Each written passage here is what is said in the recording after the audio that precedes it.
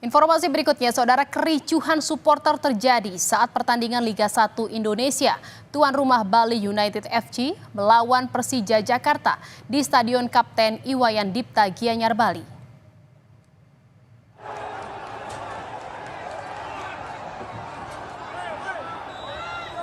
Keributan terjadi antara supporter dari klub yang sama di Tribun Barat Stadion Dipta Gianyar.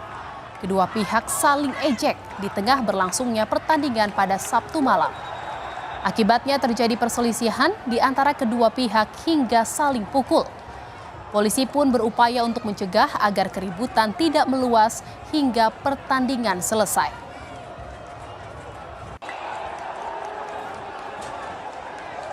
Ini dari Polres Gianyar sempat mengamankan di tribun karena terjadi sedikit yang namanya supporter